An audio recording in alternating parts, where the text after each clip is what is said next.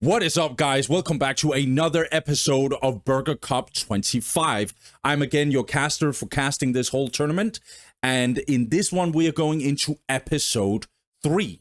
We've already gone through 2 episodes, and if you guys don't want the spoilers yet, I would recommend you guys to go back and watch that one. We're digging deeper and deeper into the tournament. We are already knowing 2 of our semi-finalists for the winners bracket. So the next couple of games is going to determine the next couple of players that is going to the other semi-final.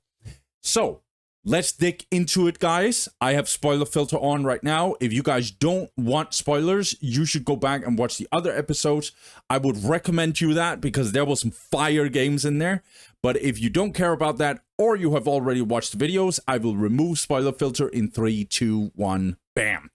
Alright, so I'll do a little bit of a breakdown here. So, Kotofan, aka ACC, pretty strong orc player, and I think he showed it here as well.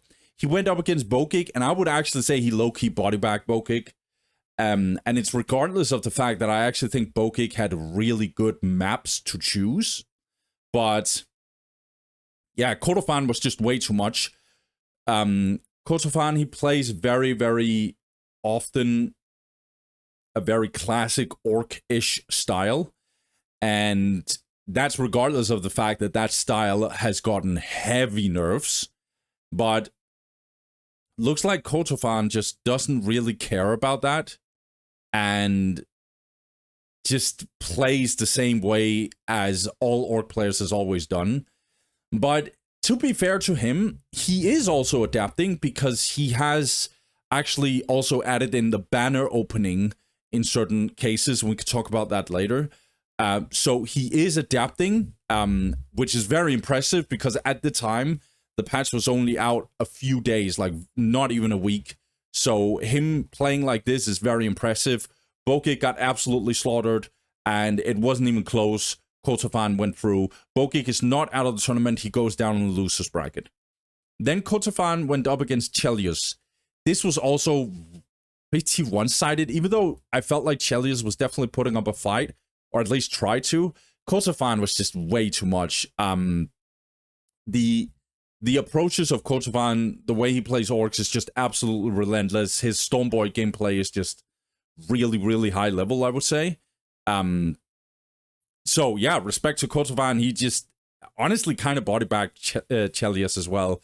And Chelios also moves down in the losers bracket.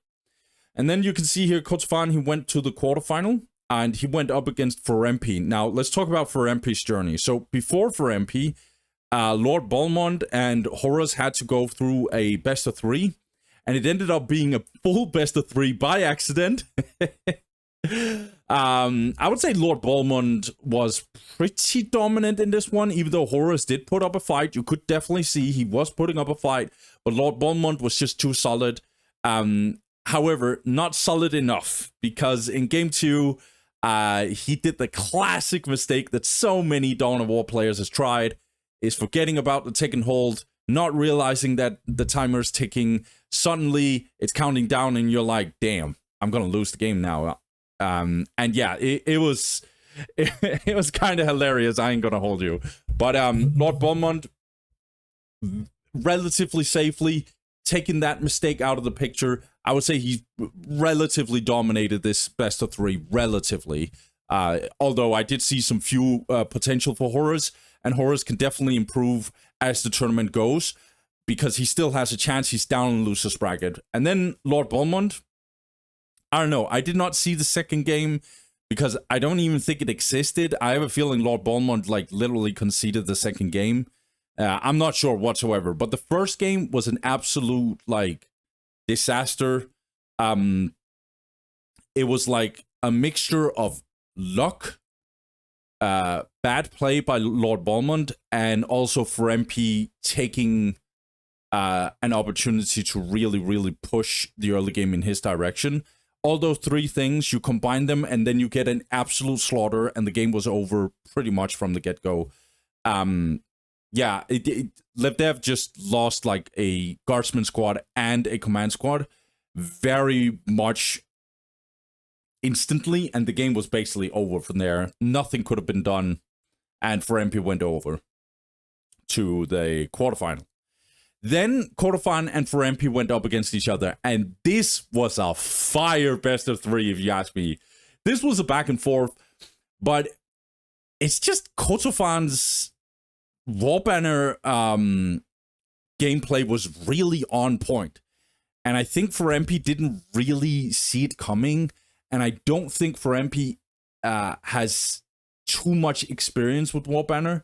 He knows what to do, but that doesn't mean that you like subconsciously has like trained yourself to fight against a Warbanner. And if you're not like seeing it kind of entirely coming, you can kind of get shocked by how offensive and brutal it actually is. So Kotofan, I felt like he was absolutely killing it.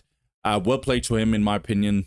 It was a huge back and forth. It could have gone in for MP's favor, but it ended up being in Kotofan's favor, and therefore Kotofan actually moves on 2-1, and he's going to go up against All-Seeing Eye, which is going to be a tall task, but Kotofan has been killing it, if you ask me. For MP, he goes down on the loser's bracket. He will be a dangerous one. I think for MP is a very strong player, in my opinion, so he could be a little bit of a dark horse down on the loser's bracket. We'll see.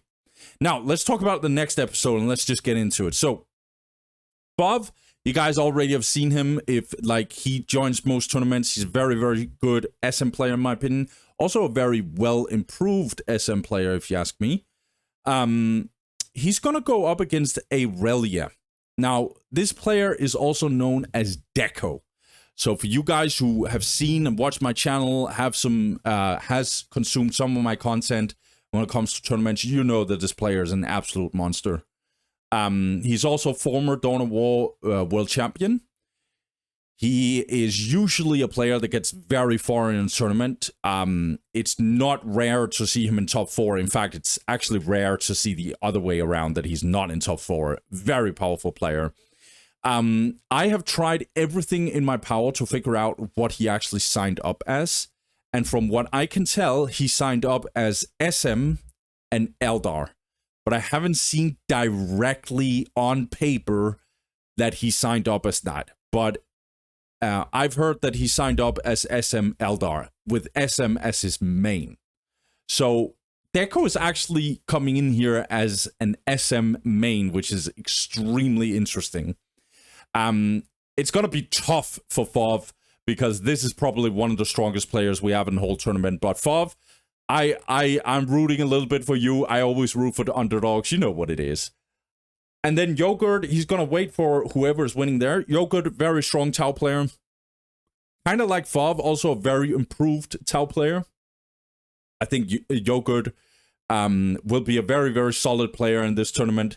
How far is still a question, but he's going to wait for these guys regardless. And then we have BAD Mercenary versus Roman. Now, Roman has signed up as Dark Eldar, and I must admit, I have no idea what Mercenary has signed up as. I've tried everything, and I don't know. My gut feeling is that he's going to play Eldar, because this is what he mains, as far as I understand. But both of the players, I don't have a strong feeling on them. Roman especially is a player that I'm not completely used to cast or watch. I've not watched any of his games, most of his games, so he could go either way. He could be a way stronger player than I actually realize. And then Mercenary, I feel like, just on a personal note, pretty decent player, I would say.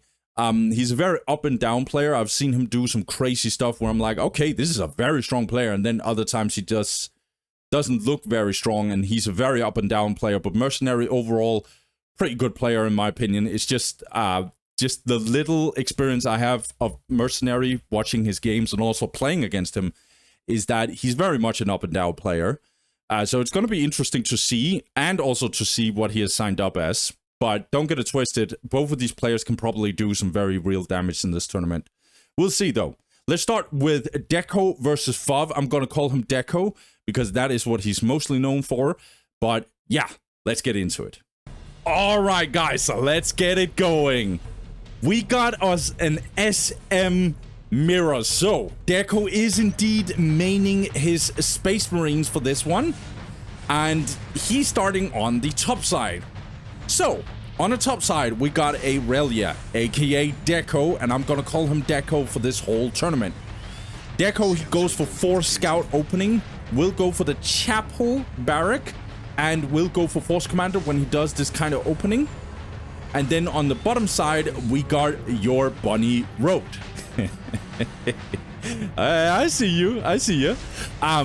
Your bunny road is also Bob, so I'm just gonna call him Bob. I think I'll call him Bob. Bob, he start on the bottom side. Servitor and 2 scouts is actually his go, and he's gonna go for a Space Marine squad. He's actually capturing both points. Outer points first, which I find to be extremely risky, especially if Deco went for another opening, which is 5 or 6 scouts generator opening, and then just get in the base and just decap. It is a very, very disgusting opening in SM Mirror. But so far everything is being already here. You can see a good decap, nicely done by Deco. Meanwhile, Bob is gonna defend his side with the TSM here, the Tactical Space Marines. In comes the Force Commander as well. And Deco did go for the Force Commander indeed.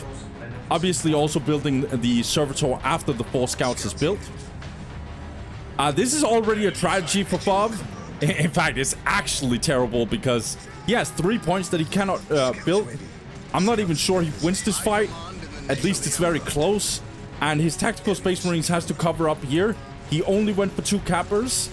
So, Fob is kind of in trouble. He's going to go for the capture anyway. Scouts awaiting orders. Deco is already on the way, trying to... Oh my god, nah. Building another Scout Marine squad here. The Emperor protects. Yeah, and even this relic is got a... Wow. Okay, Fob is really in trouble. Scouts in position. Let's see, 56 to +0 for Deco. Meanwhile, we have 32 to +10 for Fob. Did he just go a plasma generator? Yo, Fob, what are you smoking, brother? What are you smoking?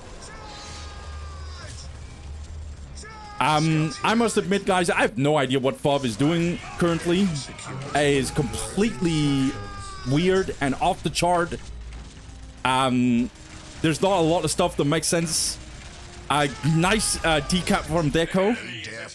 His first Space Marine squad gets out. It would have been out earlier if it wasn't because Deco is investing a lot in his scouts. Yeah, and Space Marine squad is just getting completely smacked. Scouts ready. Scouts here. Deco is full control over his side here, and he's also pushing over here. In fact, he's winning on this side as well. And Fob does not even have more than 1 strategic point currently. Yes, my lord. Scouts ready. Oh, we might actually get a wipe. I don't think so, but we're closing in on it. Bob is not reinforcing this Space Marine squad. Meanwhile, another Space Marine squad is coming from Deco. Deco is +80 to +0. No generator for him. Meanwhile, Fob is 56 to +10. I am shocked that he built this generator. He goes in melee, but there's already a Force Commander on the side of Deco, so he's gonna lose that fight immediately. At your command. Yes, my Bob is trying to fight it out and see if he can get out of this pity situation.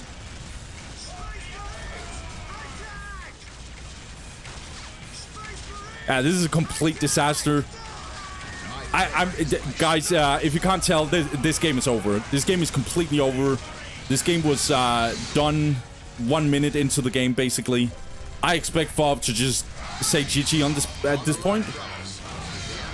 Yeah, even the turret is in here. Fob knows it. This game is over. Yeah. Okay.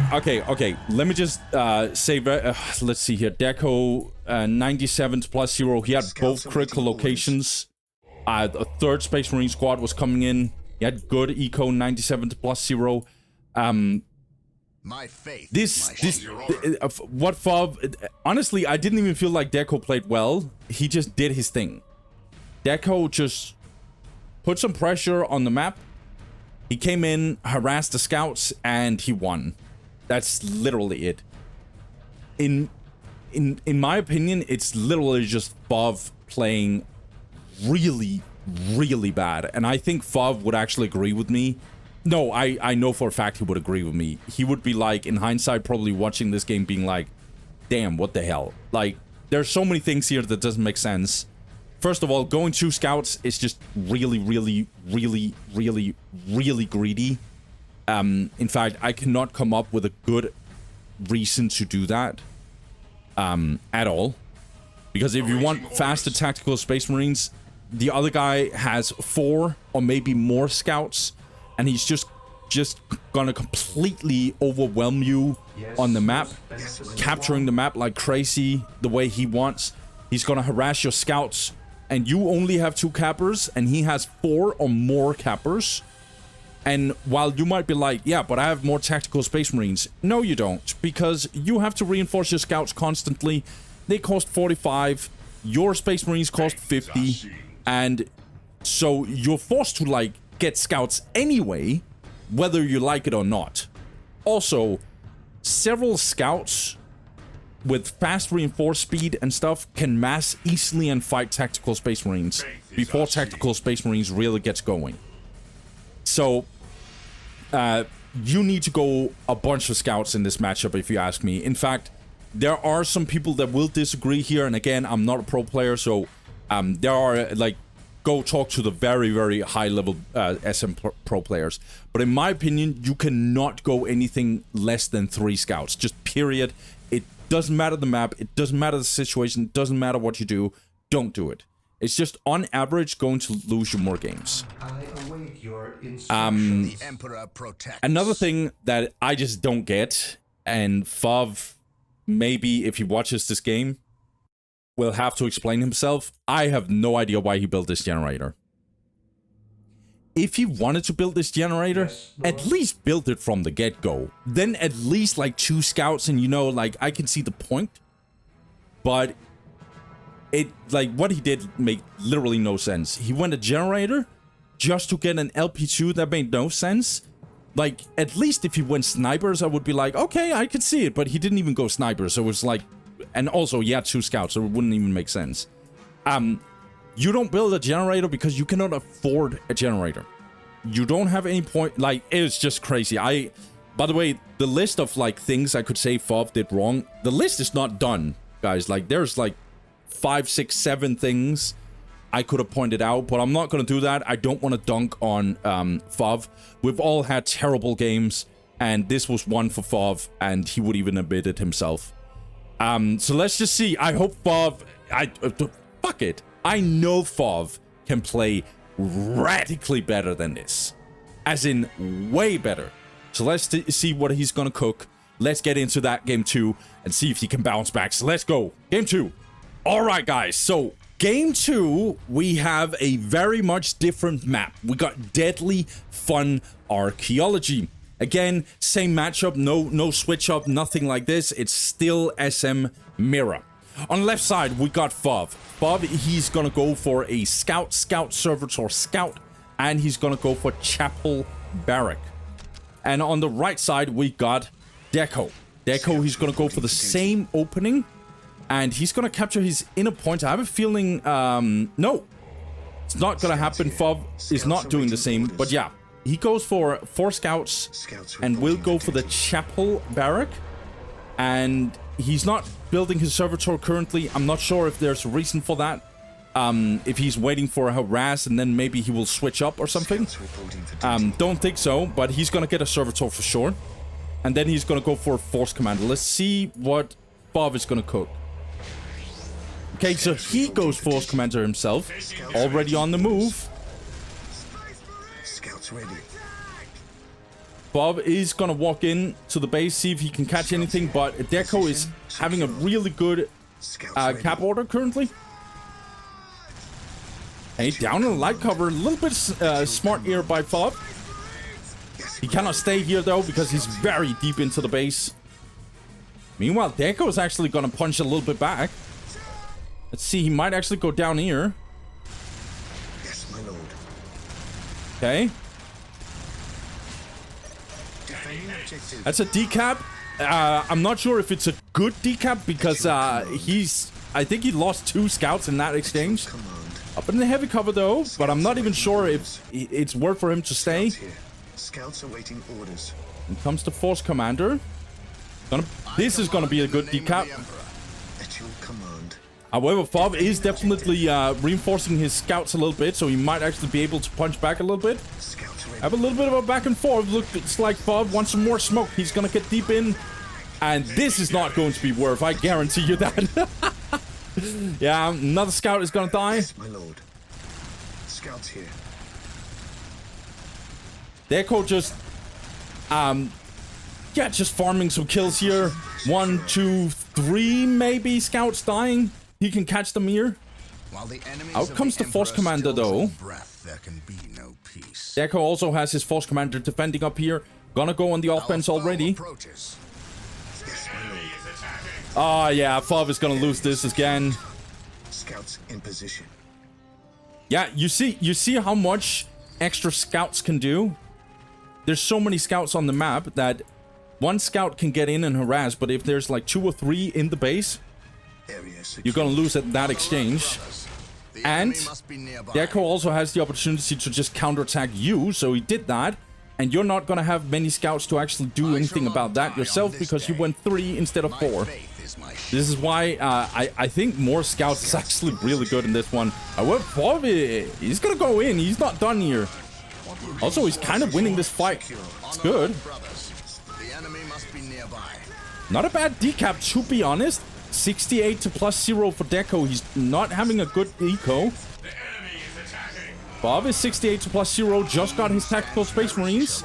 So is Deco. It is closer, this one. Running out. Deco is gonna have to recapture this. He still doesn't have this point, so Fob is definitely annoying a little bit here. Another Space Marine squad is getting in. So is for Deco. Let's pay attention to Fob. He's still ahead in eco because he has this point. He's gonna get this, so he's closing in on +80. He just needs to be careful because Deco is gonna push some more and more firepower into his army. Getting shot from both directions. Needs to be extremely careful, Fob, that is.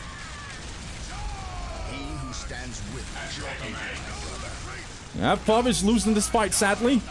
A little bit of missed micromanagement, but speaking of micro, nicely disengaged by Deco. In comes another Space Marine squad, though, and Fob is badly in need of it. 79 to +0, so Deco is catching up. He's ahead in eco because he has this point himself. And it's gonna get even better when he builds these 2 LPs. Since, like, yeah, okay, he gets into heavy cover. That's good for Fob. He's gonna probably bounce back now because he's gonna get another Space Marine squad. Scouts here. Gonna have an engagement again. Gonna focus the squad that's not with the Force Commander. In fact, getting in melee with the Force Commander squad. Another Space Marine squad is on its way to help out Deco, but yeah, he needs that TSM squad as of now because this is a huge push by Fob. He's all in here. His scout squad is close to dying. No, Deco actually gets out. Or does he? Yes, he ends up dying anyway. Focus firing from Fob, but he's slowly losing this. More reinforcements are coming in, and this is going to be a disaster for Fob. He cannot stay here. That was a wipe of one of the squads, and now everything is like slowly falling apart for Fob.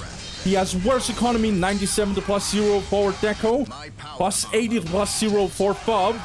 So army-wise, everything is falling apart for Fob, and he cannot replenish his army because of his eco.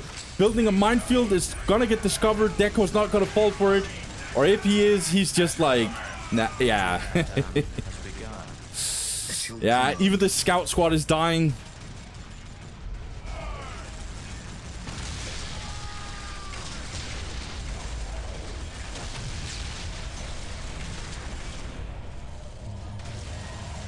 Bob is gonna try and build a generator. My power armor will protect. The reason why he's gonna do that is because he wants armory and probably transition into flamers. He cannot get snipers because he lost too many scouts. I don't even know if he have a single scout squad anymore. But Deco can do the same. Yeah, he's gonna go for armory himself. Yeah, and even a skull probe came in, so this minefield was literally useless.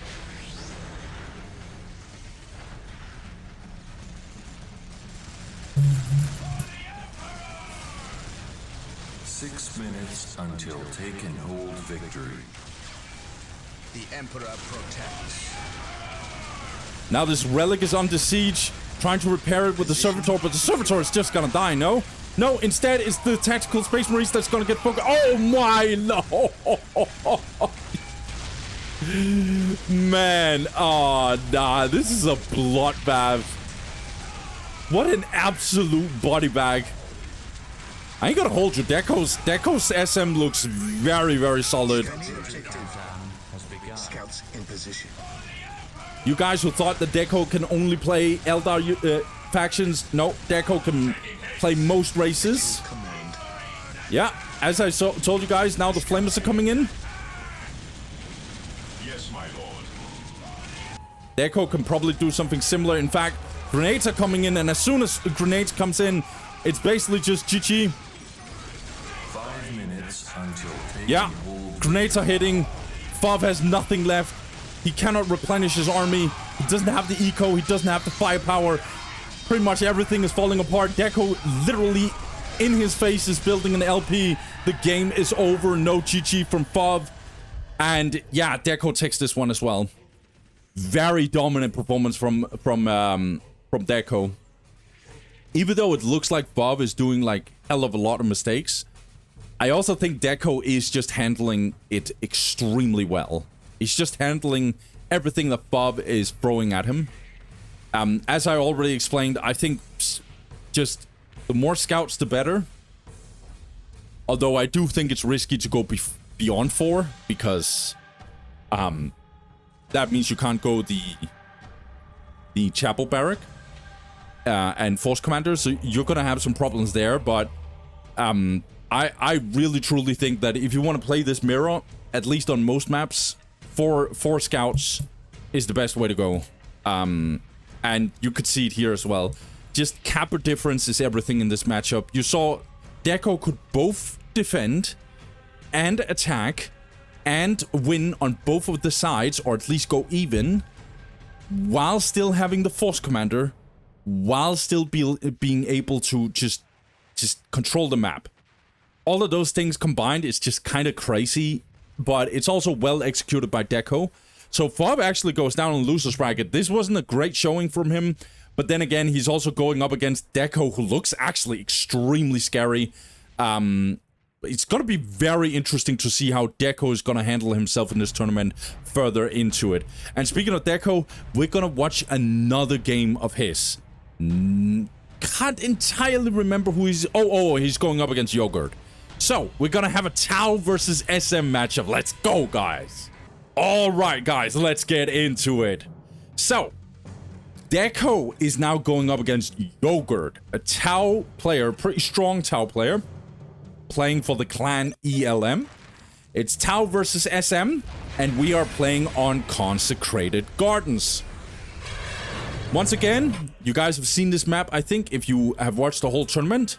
I think it was All-Seeing Eye going up against then Superman. And let's speak about these players, though. On the top side, we got Yogurt. Yogurt, he goes for Urkhas Builder, 2 stealth teams, jetpacks. This looks like very offensive opening already. Maybe no generator even in. Let's see. Yeah, wow, okay, he goes Croots, and then he goes for Tau Commander instantly, obviously getting the jetpacks. On the bottom side, we got Deco. Deco, he actually goes a very similar opening, but just with a different race. Yeah, actually, yeah. So he goes for 2 scouts. He goes for Servitor 2 scouts, and then he goes for a TSM, Tactical Space Marine, and he goes for a Force Commander.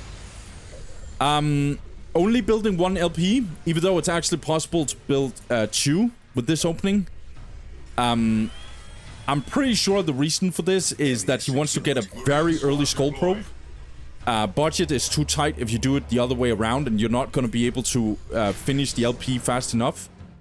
Want to get the Skull Probe out as fast as you can to actually defend these areas, with this opening specifically. Yes, my lord. So you can see Deco, he knows his stuff. He knows how to play SM. He definitely knows how to play SM. In comes the Crew Carnivores. I will remind you guys that Tactical Space Marines actually got extra damage against the armor type of Crew Carnivores. Area secured. Yes. In comes the Crew Carnivores. Deal some damage. No decap. Can't afford the decap, in fact. They would take too much damage, I think. Okay. Does disengage, though. Yogurt not losing too much. In fact, he's only losing HP. Not a model yet. Tower Commander trying to see if there's anyone going for the relic. Nobody's home just yet. In the name of the Emperor. Crew's in a little bit of a weird route here. Now going down in the heavy cover. Was in the negative cover for a little while. Meanwhile, let's take a look.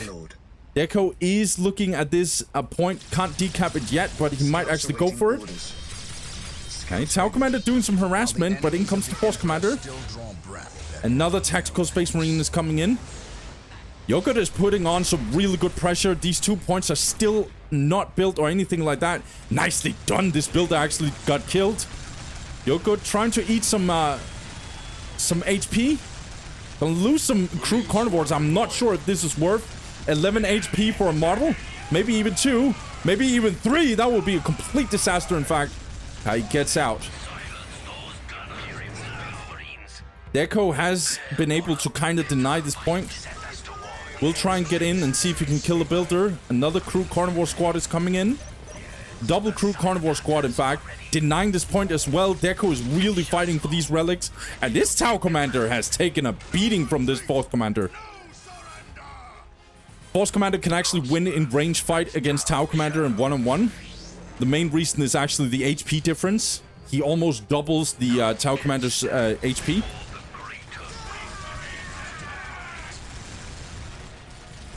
Crew Carnivore is getting some HP. But not really killing anything from Deco. Deco is just going for Space Marine mass. Tower Commander is kind of getting bullied by the Force Commander.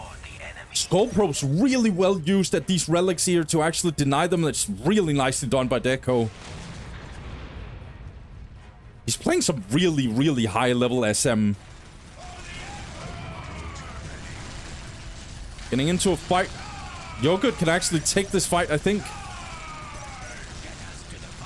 He has good HP and stuff. He's fully reinforced his Crew Carnivore squad. Tower Commander looking for some snacks. Looking for a kill. Armory getting in. When this armory is built, you can transition into some Assault Marines. Meanwhile, Yogurt is just going crazy with the Crew Carnivores. Yogurt upgraded this listening post relatively early. He's 74 to +10. Meanwhile, Deco is 68 to +0. Really, really basura economy.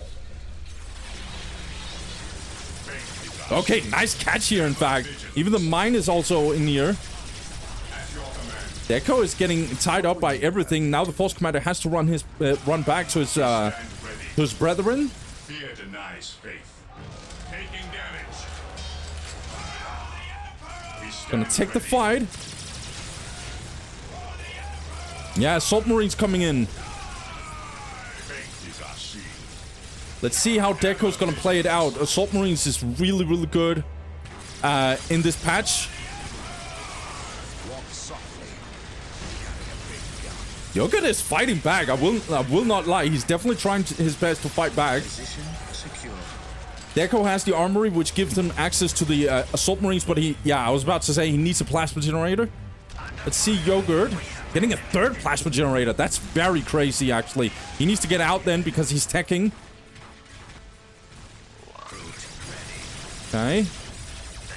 Does defend him trying to, like, stop this relic. That's nicely done by Yogurt. Got the skull probe. Looks like it actually has the infiltration on.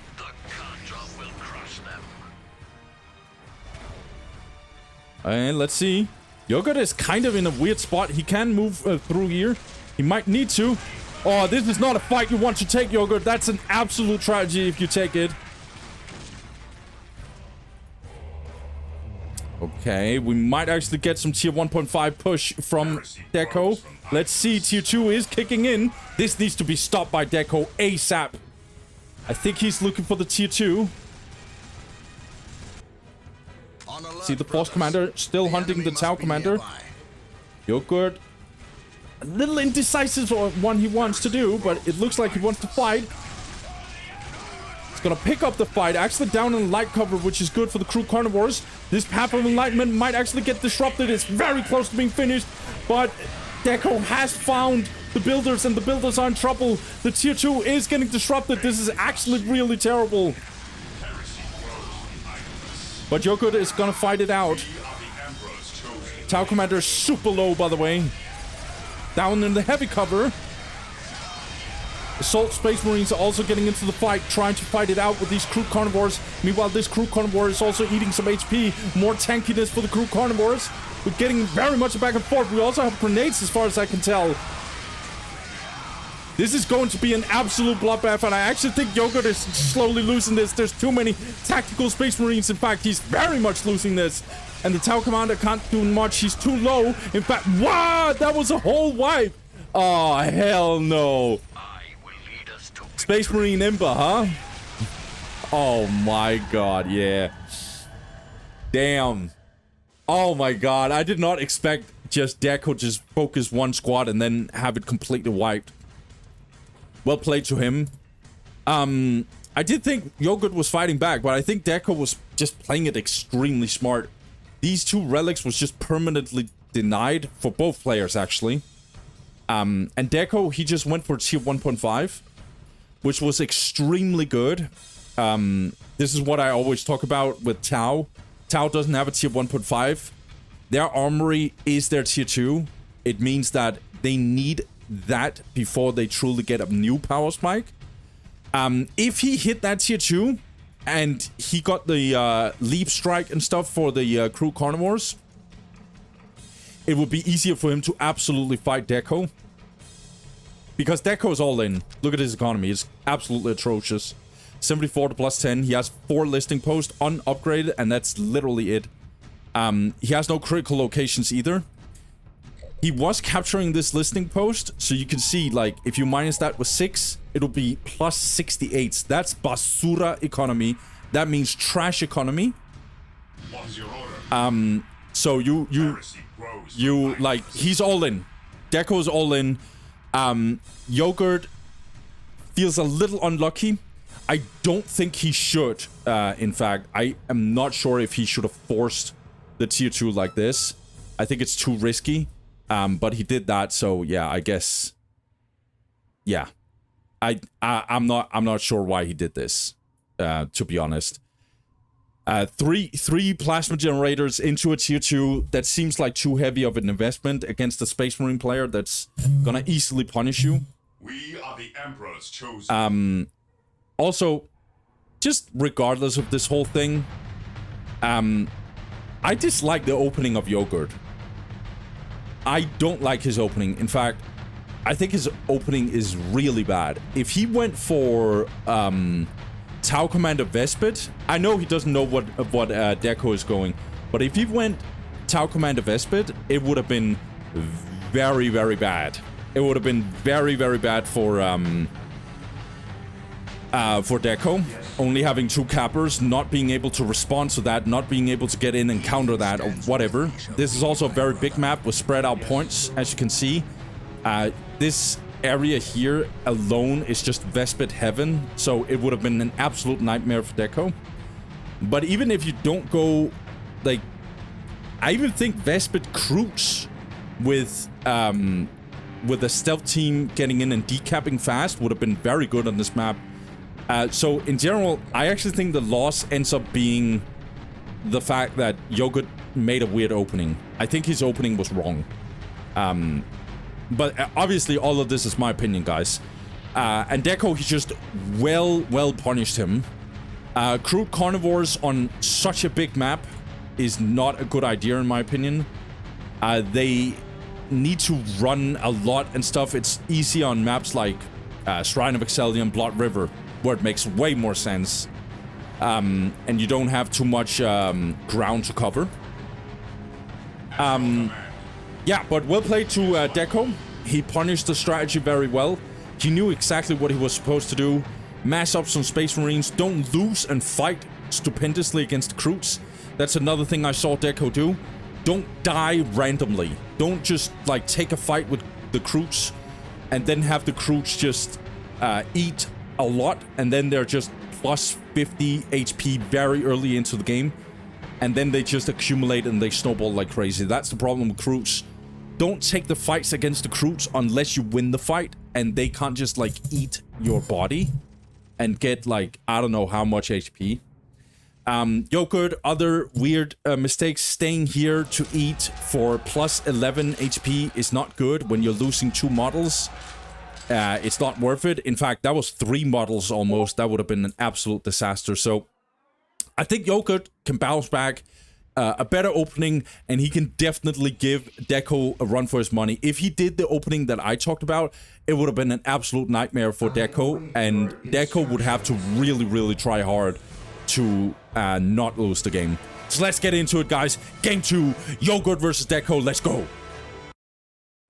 Game 2 it is, guys. Yogurt versus Deco has another go. Tau Empire versus Space Marines on Deadly Fun Archaeology. Let's go. So, it's gonna be extremely interesting to see how Yogurt is gonna play this out. Yeah, let's just take a look. So, on the left side, we got Aurelia, aka Deco. Deco, he goes for 3 scouts, instant 3 scouts. And then he goes for a Servitor. We'll go for the Chapel Barrack. And we'll probably go for a Force Commander first with this kind of opening, but we'll see. And on the right side, we got Yogurt. Yogurt, he's gonna do a very similar opening, but looks like he's actually going for the opening that I am expecting him to do, which is Vespid. Vespid Tau Commander instantly. When you do this opening, you need the gen. And you can only go for 2 stealth teams. It's crucial. Only 2 stealth teams if you truly want to make this effective and not weird and tacky. And yes, in comes the Vespids. This is a very aggressive opening. Downside is that you can get very early decapped. Which is probably what Deco is going to look for.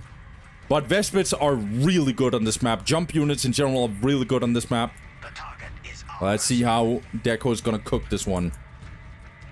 Looks like he captured this point first and instantly runs in with the Scout Marine. Doesn't go for this point immediately because it can get decapped. Okay. Yogurt does actually get the listening post out. Jumps immediately in with the Vespids and the Tau Commander. And now Deco knows what's up. Scout Marine is very close to dying. In fact, it got absolutely destroyed. Nicely done by Yogurt. Good early game so far. And he does secure his listing post. Let's see how Deco is gonna cook in this one. Immediately gets in. No decap possible as of now because neither Vespids or Tau Commander is able to decap. But this will get denied. It's not possible to build on this point as of now. But now in comes the Self Team. Nicely done. Deco knows that listening post is hard to build, so he's trying to look for something. Not finding anything. Oh, this gets denied. Nicely done by Deco. No Space Marine squad just yet. Deco cannot afford it just yet. He's trying to look for builders. He's trying to look for decap. Nicely done by Yogurt. He's trying to cancel this. Then he builds here. Cancel here. Builds here. Trying to make sure that he's not gonna get decapped. However, Deco is inevitably going to kill the builder. Servitor is gonna get hunted. Meanwhile, Deco keeps shooting this Tau Commander. Get as much DPS dropped in as possible. Meanwhile, this listening post actually got smacked. Or, smacked. It got built. It's the other way around. Earthcast builder getting focused. Nicely done by Deco. Heavy harass as of now. Direct us to the enemy. Beware the enemy. First Space Marine squad is now out. At your command. And in comes the Skull Probe early. Another Space Marine squad is on its way. Mine actually got dropped, and a Scout Marine squad is probably gonna get wiped. It's very, very close to dying. No, it gets reinforced. Damn. Should have focused it. Crude Carnivores are gonna get into the mix as well. Looks like these Vespers are going in range. Want to focus these Scout Marines. Could go in melee, and he will switch to melee. Okay, let's look from the perspective of Yogurt. He's capturing this critical location. Trying to hunt down these scouts. Need to be careful with the Vespers.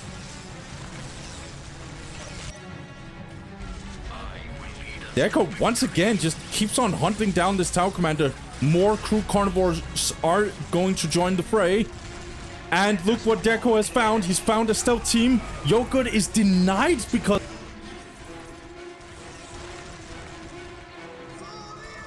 However, this relic is also being denied on the side of Deco. Both players are definitely taking a back and forth here. No clear winner just yet. Earthcast Builder is going to take some damage once again. I think this is the third or fourth builder that has been killed. Good harass by Deco.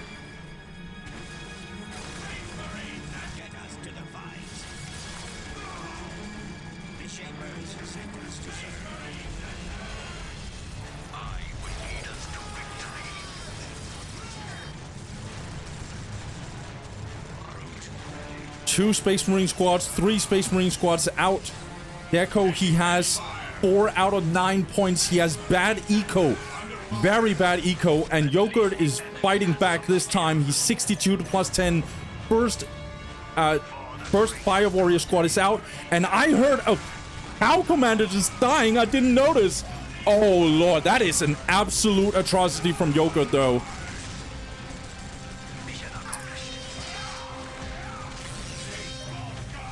Deco has just kept on hunting down this Tau Commander 24/7.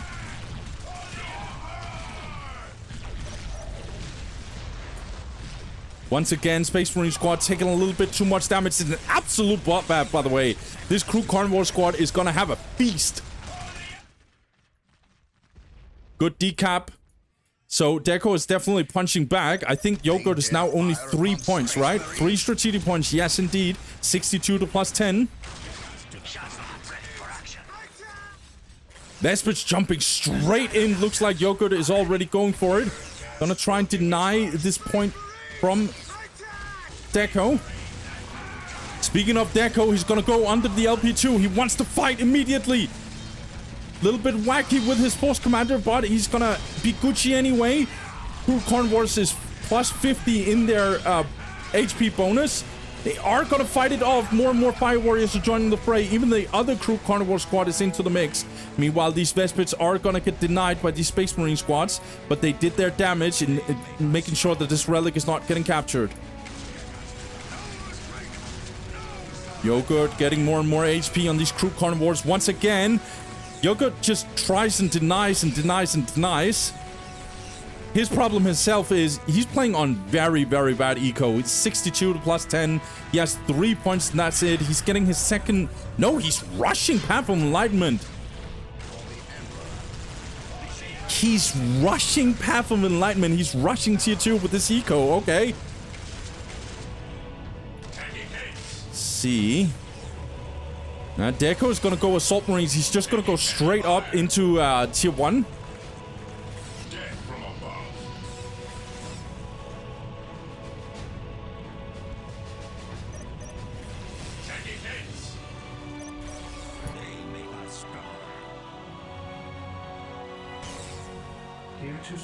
Scouts here. What's your order? We stand ready. Hey, Deco, he wants to make a little bit of an engagement. Now focusing on from behind here, moving around the relic to get this point. And Yogurt is a little bit caught off guard, I feel like. He's not really going to respond to this. Tier 2 is kicking in. Deco has horrific economy, but so does Yogurt. But speaking of Yogurt, he's making an engagement.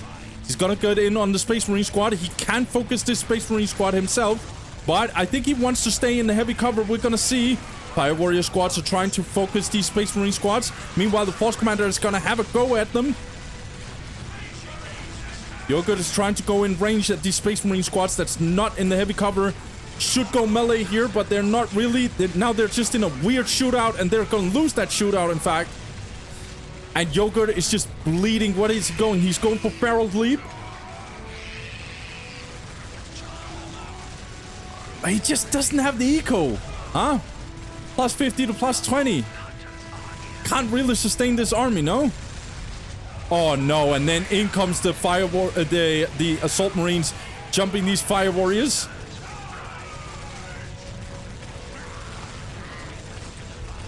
Let's see, I think Deco has improved his population cap. He has. So now he's 15 squad cap. And everything is just falling apart. I think Yogurt, this is just his game. It's game over, in fact. And he deletes his buildings. No GG. Ah, my God. Damn. Deco is just playing this really, really smartly. So, the counter to what, and I say counter because on certain maps, this is not easy, but it's easier on a map like Deadly Fun Archaeology because bases are so tight to each other that you can actually, like, move into enemy space easier. There's other maps where this is way harder. But yeah, Tau Commander with Vespids on this map, you just have to know that the listing posts are gonna be delayed. You cannot build a listing post instantly, which means you are susceptible to harass, and it's literally all in. He goes Vespids and Tau Commander, and instantly into the enemy's base, which means you can get into his base, kill some builders, and get some decaps because he cannot build listing posts. But I think Yogurt handled it relatively well. I say relatively because he lost too many builders. And I also think that maybe his Tau Commander should have not taken too much damage from the Force Commander. In fact, I actually think that was crucial. I didn't see what happened here, but I saw what happened for most of the time.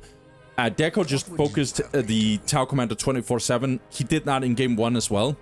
Just looking for that Tau Commander 24/7, just shooting him 24/7. Don't try and go melee, just shoot him. Just shoot him all the time until he's kind of low. He only has 1000 HP, right? So, and Deco just kept doing that for the whole game. And Tau Commander was very much in trouble by then. Another thing I want to point out is just, like, maybe the Tau Commander should have been more defensive. Make sure that you don't just lose all your builders. There's also unlucky stuff like this Scout Marine squad not getting focused, Yogurt not entirely paying attention.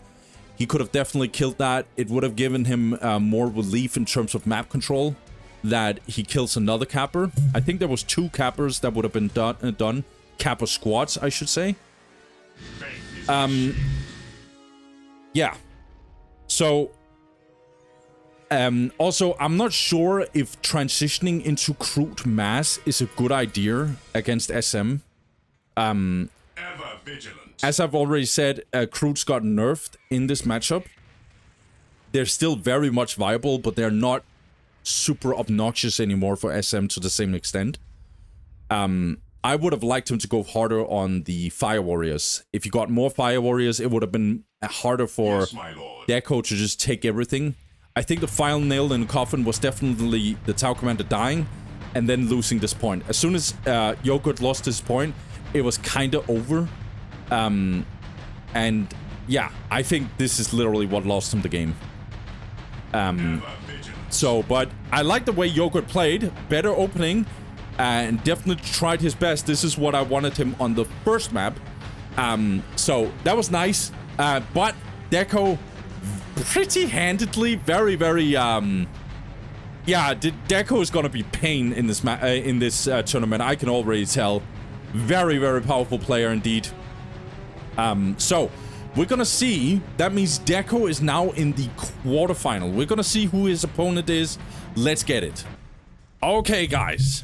So, Deco's upcoming opponent is going to be decided through this game. So let's get into it. We got Mercenary indeed playing as Eldar, going up against Roman playing as Dark Eldar. On the bottom side, we got good Mercenary. I'm just going to call him Mercenary. He goes for a Bone Singer, 2 Guardians, Fleet of Foot, will go for the Aspect Portal and Plasma Generator, I very much assume. And on the top side, we got Roman. Roman, he is going for 2 Mandrakes, will go for the Dark Foundry and the Plasma Generator. So this is potentially going to be Hellion into Jetbike, maybe double Hellion, maybe not even Hellion, I would assume though, because he's only going 1 Generator. And this is standard against Eldar for sure. This matchup is heavily favored in Dark Eldar. It used to be favored. Now I would say it's even more favored on this patch specifically.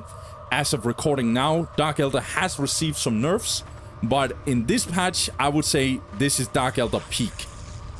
Roman already capturing his points, starting with his inner points firstly. Meanwhile, Mercenary is actually doing the exact same thing. He is also going for a Dark Reaper squad immediately, probably gonna get another one. Did indeed get his Plasma Generator, and he's gonna fight for these outer points to make sure that his economy is gonna be safe. But it's gonna be a problem because he's going up against a Roman who's going instantly for a Hellion squad. And as you can see, Homunculus Laboratory, this means he's gonna go for jet bikes.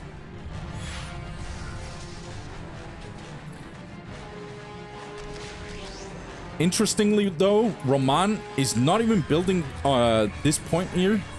Instead, he wants to instantly secure this.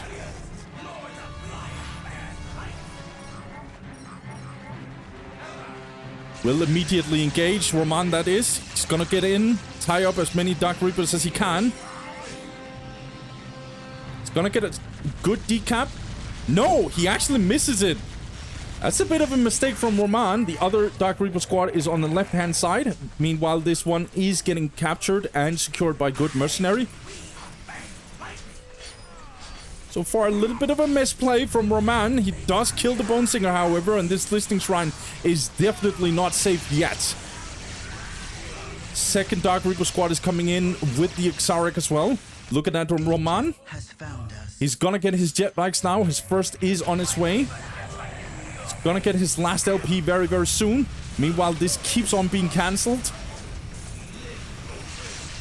Jetbike is on its way. Look at that Mercenary, 56 to +10.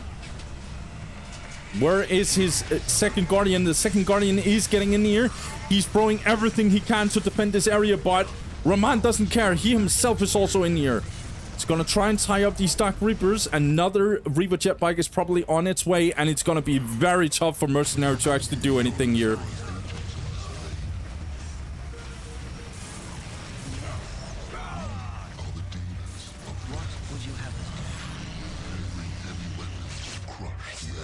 Okay, and even Roman is even going in immediately, denying this point with the other Mandrake squad not even going for critical locations. And in fact, this is not getting cancelled. Roman is just going to be able to just get it for free.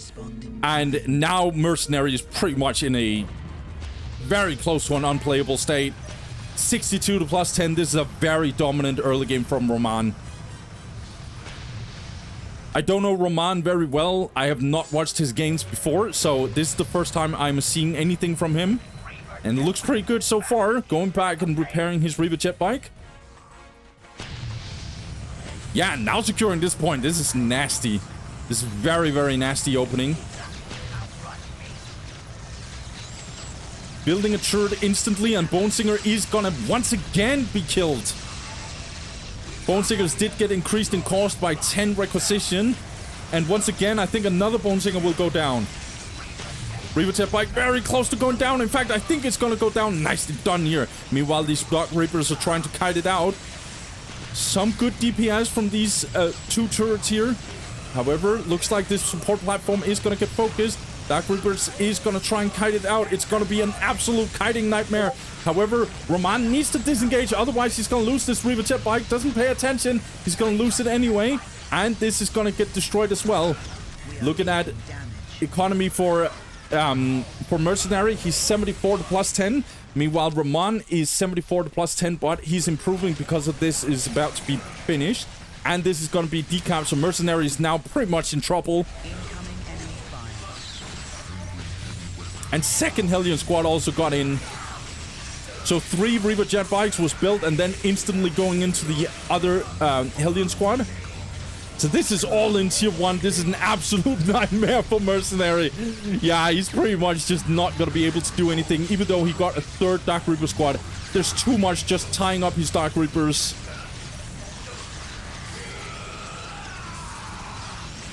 Yeah. However, this Mandrake squad is about to go down, but what actually went down was the turret. And now Mercenary pretty much can't play the game because Reaver jet bikes is here. 2 Mandrake squads, 2 Hellions. It's just impossible to actually do anything. Eldar is just gonna get absolutely slaughtered. Plus 80 to plus 10. Roman doesn't even need to improve his economy. It's too good. I don't even know where his builder is. His builder is here. Just chilling a little bit, getting some souls. Get a slave chamber if he can. He's kind of feeling it. He can even repair his Reaver jet bikes, worst case scenario. Oh my lord. This is just disgusting to watch. Mercenary is just trying to do whatever he can, but he must know at this point that this game is just over. Even this outer point is being taken. No critical locations, because who needs them? Let's just kill some Eldar, shall we? 56 to plus 10. Even though both LPs are LP2s, he only has 2 points in control. And this game is pretty much over. No GG just yet, but Mercenary can't be happy. Let's put it that way.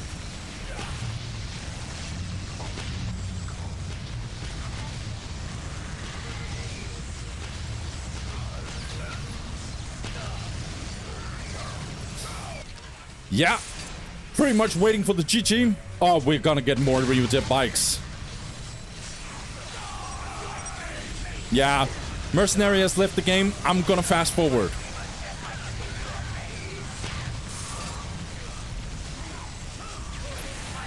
Alright, let's assess here. Obviously, I am not an Eldar main. This matchup is absolutely horrific. If you ask me, this is actually... I'm very happy they changed it in the other patch, but for this current patch that this tournament is being played on, this matchup is extremely tough to play. So, a couple of things. Dark Eldar got a lot of buffs, and the nerfs to their highs is very, very little. Reaver jet bikes did receive some build time nerfs, but it's just like not really cutting it. It's not enough, as you can see. So I think on this map, it's already an absolute nightmare to even try and get all your points, because you can see Dark Eldar can literally just get their points, get into the enemy base, and just fight. Eldar has to do a very good cap order, I think. So 2 Guardians is probably the only way to go in this matchup. I'm not sure. But he needs to get these outer points faster. So his cap order was this point and this point, which I think is a mistake. I think he should take this point and then this point with the Guardian, and then get the Dark Reaper to capture this as soon as it gets out of the aspect portal, and the other Guardian squad would have to get over here. Now, even if he did this, Dark Eldar has all kinds of weird stuff they can do to actually, like, they can instantly get in here. I know Yang Wen Li can do that sometimes. Get in here, just decap if they can. Sometimes they go 3 Mandrakes if they want. They can just kind of do whatever they want. And a map like this, it's very, very brutal for Eldar to actually do anything. Tough matchups, or very, very tough matchup, I should say. And I think this, yeah, this is almost, this is a very, very tough matchup. Some mines maybe could have been made by Mercenary, but obviously, I am not sure. Let me just be honest, I am not sure. Let's see. I hope Mercenary has a better map, because Tranquility's End just isn't it. So let's get to it. Game 2, Mercenary versus Roman. Let's see if Mercenary can bounce back. Let's go. All right, guys. So Mercenary is going to have another go. And he's going to choose Battle Marshes. Okay. Oh, I ain't going to hold you guys. I think this is an even worse map for Eldar in this matchup. But we're going to see. On the top side, we got Roman playing as Dark Eldar. He goes for 2 Mandrakes. We'll go for the Dark Foundry and the Plasma Generator. And on the bottom side, we got Mercenary. Mercenary goes for Bone Singer, 2 Guardians, Fleet of Foot. We'll go for the Aspect Portal and Plasma Generator. Placing the Plasma Generator, I think it could get a little bit closer, but yeah, he's placing it on the other side. So you can actually get it to a LP that can be upgraded to an LP2 to cover it in case it gets focused by Hellions. Obviously going for the Dark Reapers as soon as he can from this Aspect Portal because he needs firepower immediately to even survive the onslaught of a Dark Eldar player. Roman capturing this outer point first, and then he's actually... Looks like he's gonna move over here, actually. If he's capturing here first, and he's rally pointing over here. Yeah, otherwise it would be a very weird cap order. Yeah, so Roman is already on the move. He's gonna attack on this side. Mercenary is going to capture with a Dark Reaper squad. That's very, very good. Very smart. That means he can use this Dark Reaper squad and these Guardians to focus on defending this and secure it. They're going to need that because the Mandrake squad is already in here. Let's see here. Homunculus Laboratory instantly gets built as the Dark Foundry got built. So now we're going to get 1 Hellion squad into the jet bikes for sure. Okay. Roman getting in here. I'm trying to decap, actually. I think this is a really bad idea. I ain't gonna hold you. Okay. Does get out, Roman. Oh, he's gonna lose a Mandrake? No. Oh, yeah, that's kind of murder. I ain't gonna hold you. That's crazy that Mandrake didn't die there. See here. Hellion squad instantly jumping in. But they as well are gonna take so much damage. 2 Guardians and 2 Dark Reaper squads also in here. Now in comes the Mandrakes, but look at the Mandrakes. They're taking so much damage. Roman hyper over... yeah, he's super, super, super aggressive. But this is absolutely gonna backfire. That was a huge mistake from Roman. And almost loses a Hellion model. That would be absolutely detrimental. Okay, decent defense by Mercenary. Doesn't have this point, but he definitely did fight back. That was a bad situation for Roman. It means he only has 1 capper left. This is crucial because Mandrakes, they scale into tier 2 very, very well. Because of the demonic corruption. You don't want to lose your Mandrake squads at all cost. It also means they can't tie up another squad. Which is very much needed. So, and even if you go in melee here, you cannot capture on the map either. So, like... Losing that Mandrake squad is huge for Mercenary. Okay, speaking of Mercenary, he's gonna try and fight it out against Roman, who's going for his builder instantly. The builder is absolutely gonna get murdered. Hellion squad is almost dying here. Needs to be extremely careful, Roman, that is. Mandrakes are trying to go in for this support platform that got built by Eldar. Oh no, don't lose another Mandrake squad. That would be an absolute tragedy. Oh no, and it gets out with 3 HP. Okay, Roman is struggling. Good defense by Mercenary so far. Upgrades this LP2 instantly. His economy is 68 to plus 10, even though he has not an LP here. Meanwhile, Roman is 68 to plus 10, so it's kind of the same economy, in fact. Roman is going to need this Mandrake to fight. Or it's gonna need to capture. He cannot do both. And Mercenary secures this point. This is kind of a bad situation for Roman. He's still in this game because he's Dark Eldar. Mercenary walking out. I'm not sure why he does this. He could be scouting here to see if Roman is going for a relic, but he's gonna have to defend on the other side. Yeah, he needs to get back. He cannot stay here. Yeah, he instantly fleet of foot home.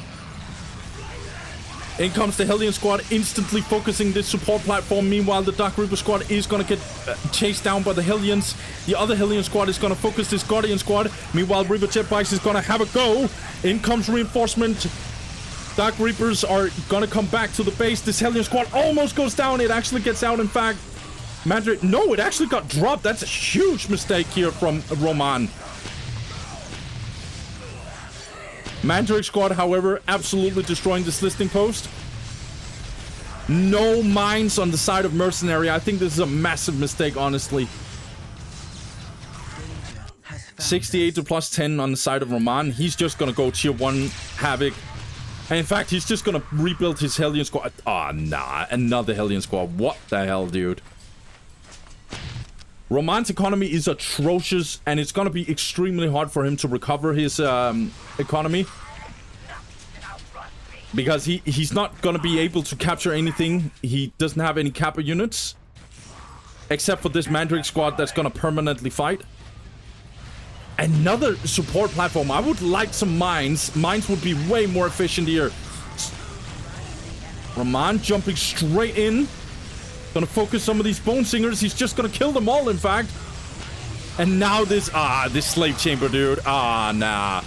Dark Reaper's gonna get chased to oblivion. Yeah, and support platform, there's no one who's repairing it. Another Hellion squad. This is a nightmare for Mercenary. Yeah, and another Hellion squad actually gets dropped. And you know what? He doesn't care about it. Roman does not care about it. He does not need it. Mercenary absolutely getting destroyed. 68 to plus 10 for Roman. It's basically just the same for Mercenary. But Mercenary has the worst army. Roman is literally just countering his army composition. The enemy is near.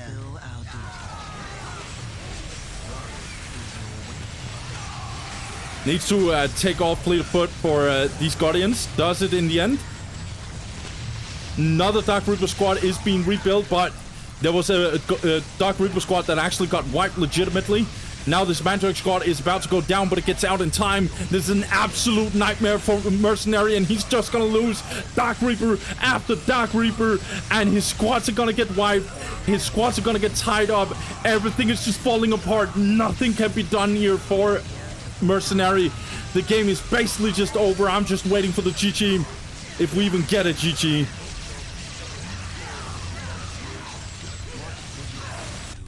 Yeah, nothing new under the sun for Roman. I am pretty sure this is not some good stuff that's been talked about here with Mercenary. He can't be happy. He basically just left the game. I'm gonna fast forward because the game is basically just over. Okay. Look, I'm gonna get into what I think Mercenary is doing wrong, but I'll just tell you right now, even if he does this, I'm not sure if he can win on this map. This map is just absolutely atrocious. First of all, going for turrets like this, I understand the first one actually, kinda, but he needs mines. He needs mines. He could have placed one beyond the turret, I think. To defend both the turret itself and the plasma generator. Mines are way more effective compared to turrets, and it pretty much doesn't matter the matchup. So against Dark Eldar, that is. So I would absolutely go for mines instead of a second turret, which was built late anyway. Also, out of position with the Dark Reapers, should have been home. You know, those kinds of things. No reason to get out here. Just send the Guardian, see if you can capture anything. Or at least fight it. If there is a Mandrake squad, you can just annoy it, shoot at it. Maybe get a decap or something. It depends on the situation, blah, blah, blah. But, like, there's no reason to have your whole army over here when Dark Eldar can easily just switch to the other side, which was good by Roman. Speaking of Roman, I actually think he made massive mistakes, like losing his Hellions back and forth, having to rebuild them. I am not sure if this was like Deco's Eldar, I am not sure Roman would have gotten out alive from this. I'm pretty sure he wouldn't. Because that's just too much. Losing that Mandrake squad was an absolute atrocity.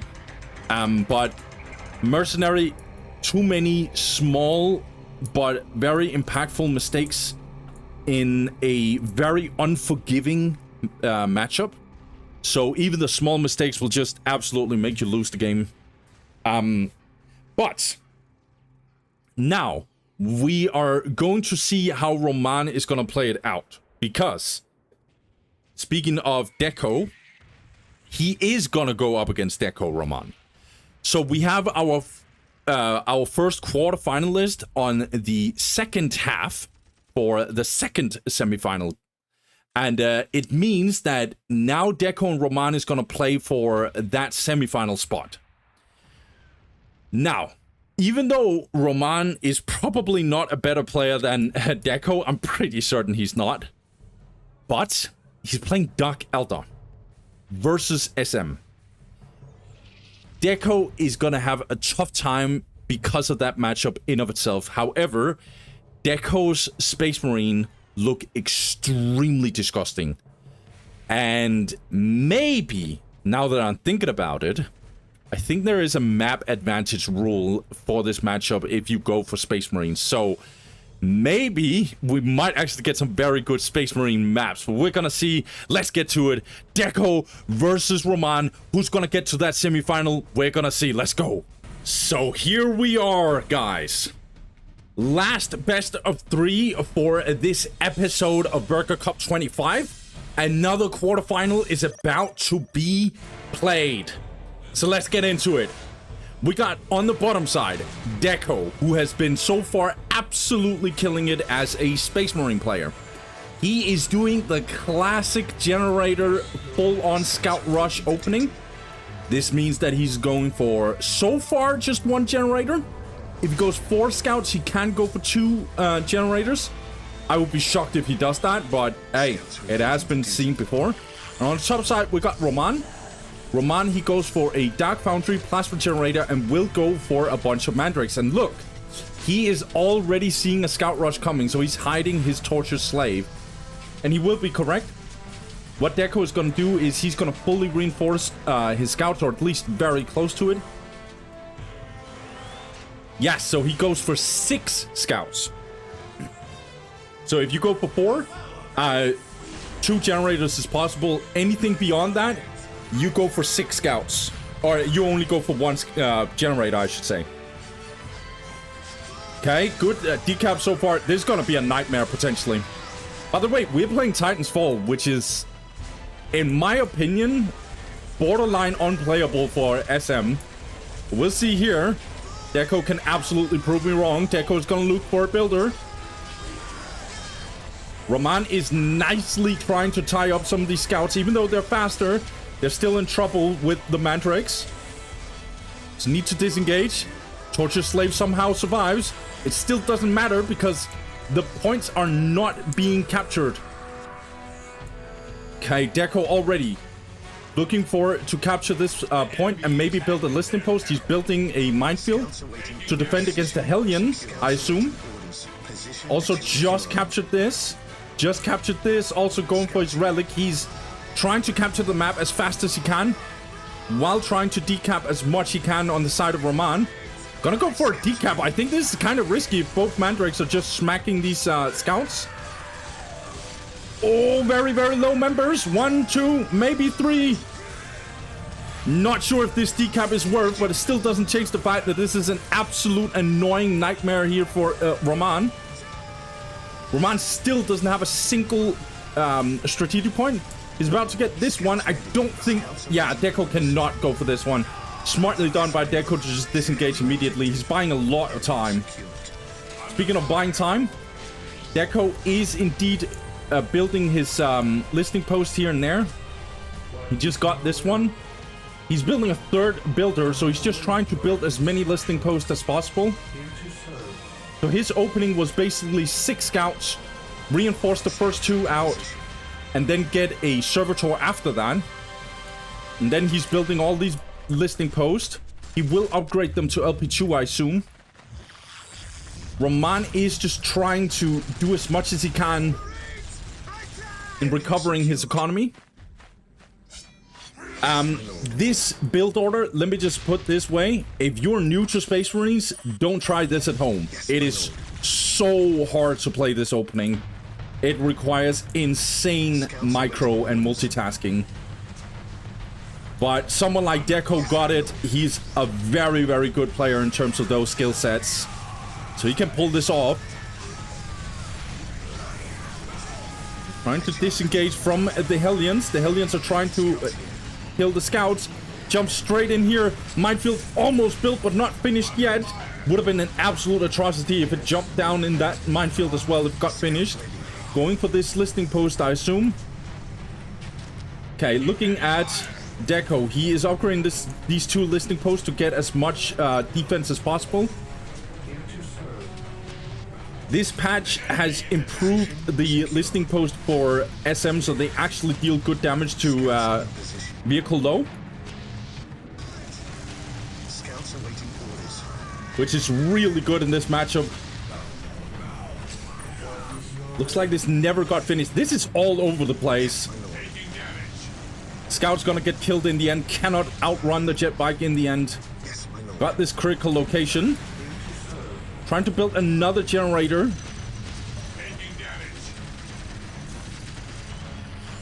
Did get this decat, but if you notice, Deco, he has all of these points, all these 4, and he has this, and he's actually capturing this relic as well, so he has really good control, and Roman literally can't keep up, I think.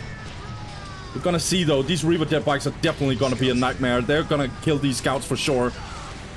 And this minefield never got finished. This is really, really good engagement from Roman. Chapel barrack being built. There are other options. You can go for the armory. If you go for the armory, you are investing in plasma guns and stealth for your marines. If you're going for chapel barrack, you're probably transitioning into some assault marines. Another builder got killed. 2 builders, in fact. Good punchback by Roman. I ain't gonna hold you. It's actually really good.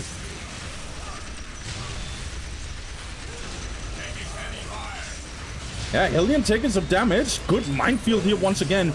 Just keep on trying to build as many minefields as you can as an SM player, because you're gonna need it. Look at all these mandrakes, though. No tier 2 coming in for Deco, even though he badly needs it. He's trying to repair this as much as he can. Minefield coming in clutch, really helping out against these mandrakes and Hellions. Yeah, just spamming servitors 24/7 as much as he can. Let's see, Roman, 68 to +10. He did deny this area, but I think he needs to put more, he needs to destroy more. He needs to stop these critical locations from giving requisition to Deco. And Deco is now going tier 2. He needs either an armory or a chapel barrack to actually get tier 2. Let's see, Deco has amazing economy, by the way. Also upgraded this one. 104 to +20. About to be +30. But in comes another engagement. Roman is not letting go. But he has to let go. Minefield got built here, so new minefield, even though it got decayed. And as you can see, these Reaver jet bikes are taking more damage from the listening post.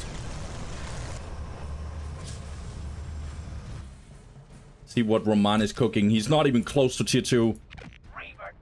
His economy is actually really, really bad.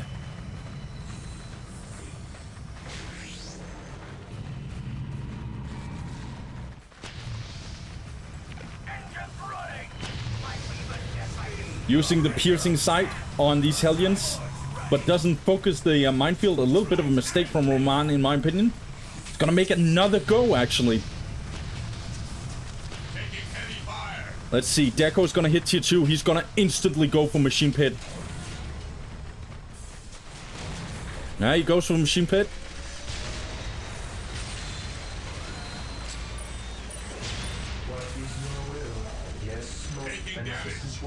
Mandrake's trying to go for the generators, I guess. But the minefield, again, gonna be a huge problem here for him. Trying to get the plasma generators to get repaired a couple of times here. Deco really trying to make it survive. He's not gonna make it. These scouts are getting absolutely destroyed by these Reaver jet bikes who's trying to stack up. In fact, Rahman is changing his mind. He's trying to do as much as he can in terms of just getting into the base and doing something about it. However, Deco has Tempest now. As soon as the Tempest gets its rocket, it is going to be extremely hard for Rahman to do anything. No signs of tier 2 for Rahman. In fact, this is the best economy he's ever had. And it's not good eco. Now in comes the Tempest. And there's no AV on the side of Rahman. I literally don't think he has a single answer for this. Yeah, and even the thermal plasma jar. Yeah, Deco, he's so good, dude.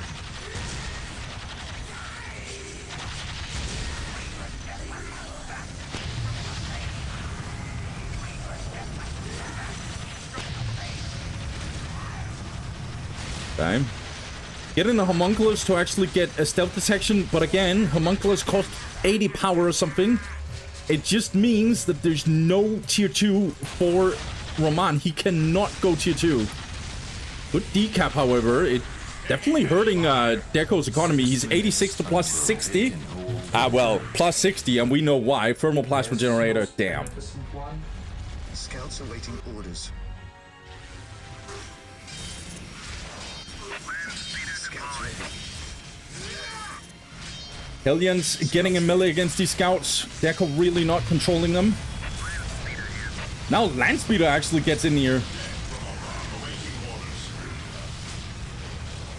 Scouts in position. Salt Marine just built.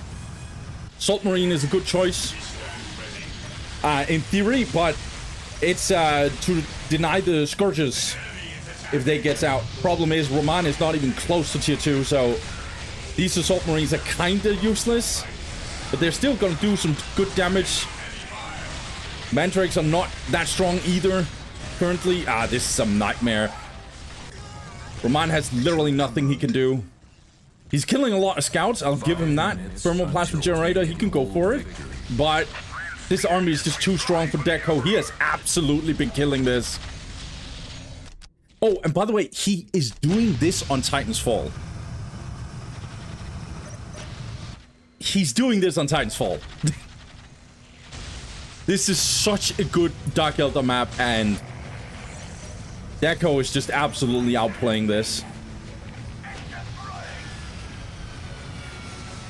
This strategy that Deco is pulling off currently is extremely hard, in my opinion, to actually use. And it's not just because I find it hard, it's because I know everyone else finds it hard. Even the pro players know that this is the most multitasking heavy strategy that you have to go into.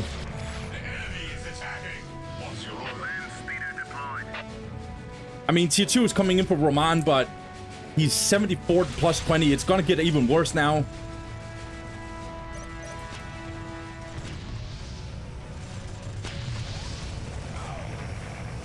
This point never got decapped by Rahman. That's kind of crazy.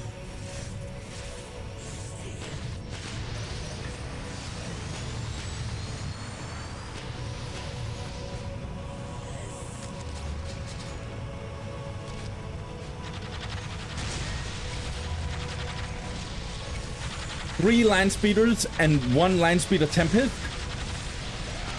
In this case, there's no reason to just go for more Tempest, I guess.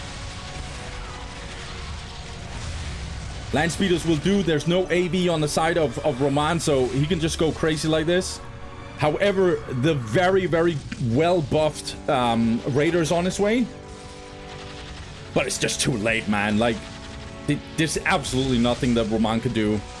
Even as he hits tier 2, there's absolutely nothing.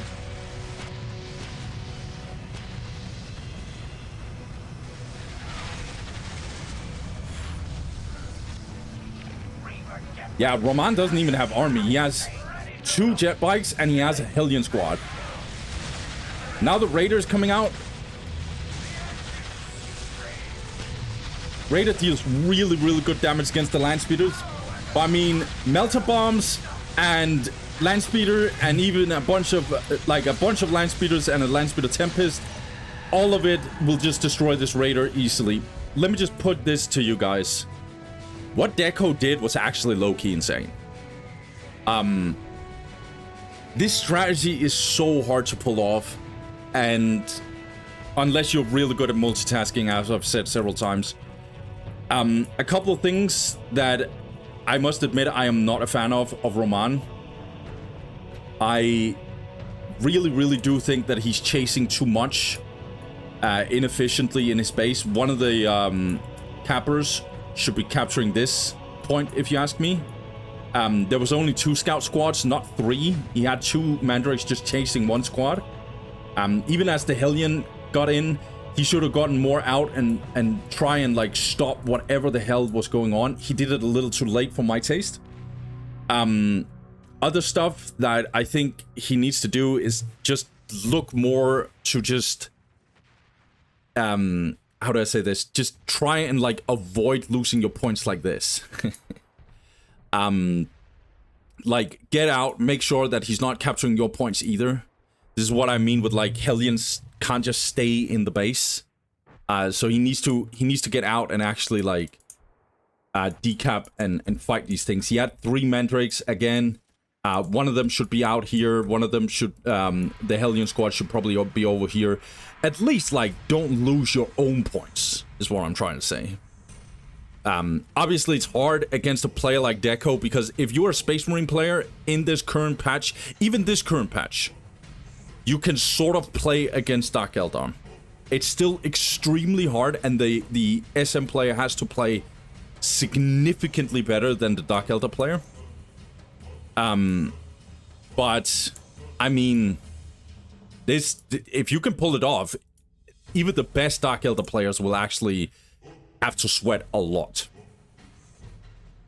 Problem is, as soon as there's so many jet bikes, and you can just keep on stacking them, you literally can't do anything as a Space Marine player other than just hide below your turrets, your LP2s. And even then, it can become way too much. Roman also, I think he was fighting too hard to destroy these buildings and just took a full minefield. That was just too much, I think. I think he should have gone way earlier tier 2. He had 3 Mandrake squads. Not way earlier, but he should have gone earlier. He had 3 Mandrake squads. Give them Demonic Corruption, and they're just gonna absolutely slap. But yeah, I think the early game literally was what lost Roman the game. But it's very, very tough as a Dark Eldar player. Like, if I was the Dark Eldar player and I played against Deco, I'm not sure what to do, because Deco is just way too good of a player. You would have to look at Yang Wen Li or Blast Furnace as Dark Eldar players to truly see how they would handle a situation like this. So, let's see, because Deco is not effing around. So let's get to that second game and see if Roman can maybe get a better opportunity in that one. So let's get it. Game 2. All right. So Roman is now choosing to go Tranquility's End up against Deco, and then hopefully he can bounce back. But he is up against an absolute monster so far in this tournament. We're gonna see though. On the bottom side, we got the monster himself, Deco. Deco, he goes for... He switches his mind a little bit, but so far 4 scouts and a servitor. And so far, it's only 1 gen, but usually if you go for 4 scouts, it makes sense to go double generator. And on the top side, we got Roman. Roman, he's gonna go for double Mandrake. We'll go for the Dark Foundry and Plasma Generator. Let's take a little bit more of a look at what Deco is gonna do. So Deco looks like the first thing he actually wants to capture here beyond this point is actually the relic. If he can secure this relic very fast, it's gonna be very, very good for him. It's usually very hard to even get the relic in the first place, but if you're on the offense and you can buy time, you might actually make it work regardless. Scouts reporting for duty. Seems like these mandrakes was a little bit delayed. Okay. Scouts awaiting orders. Already Deco looking for the tortured slave. Gonna absolutely deny this area. And now, as you can see here, Roman is definitely in trouble. He needs to do something about it. He actually built a third Mandrake squad. But in my opinion, again, just capture this point. Get the Hellion squad, get out, and make sure you're not losing anything. Take a look at Deco. Objective. He finally builds this one. And he's gonna try and capture this one as well. So he did go for 1, 2, 3, 4, 5 scouts. Command. Capture this, and then capture this. This is his cap order with his unit getting out of his HQ. Out goes the Hellion. That's good. This is exactly what I want Roman to do. He's also gonna get the Homunculus Laboratory. It is extremely crucial he doesn't fall too much behind in terms of eco and map control. Does get in here, but a little too late. If he was faster out here, he could actually have done something about it. Now he should be jumping over here, but he's not gonna make it, so this relic will actually be secured. At your command. Needs the LP though, it's not done yet. Servitor is gonna get focused. Very close to going down. See, did the torture slave actually survive? I think he actually had to rebuild it, I'm not sure. Okay. So far, okay situation for Roman. Not capturing this, a little bit of a misclick. Deco just firing away. Gonna get all his points, upgrading this instantly. Okay, good denial. Stop this relic from being captured. That's really, really good. Again, falling behind in map control. If Deco gets in here and actually gets a decap, that would be absolutely disgusting. But Deco is not on his way just yet. Deco just keeps on making sure that he has servitors to build. If one dies, he will rebuild it. Gonna look for a torture slave. This point is still not captured. Deco's just gonna keep on making sure that he gets as much map control as he can while running around and killing slaves and decapping and trying to build as much time. You can see how intense this build order from Deco is. But he has secured all his points now. Now he just needs to get more eco. More defense, more eco. Second generator, and then he's gonna transition into something tier 2 via armory or chapel barrack. It's gonna be very important to see what he does.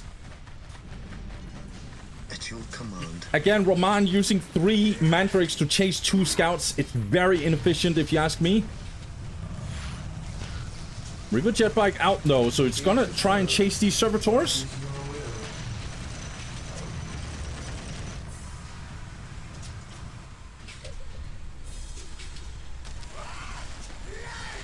$56 to +10 for Roman.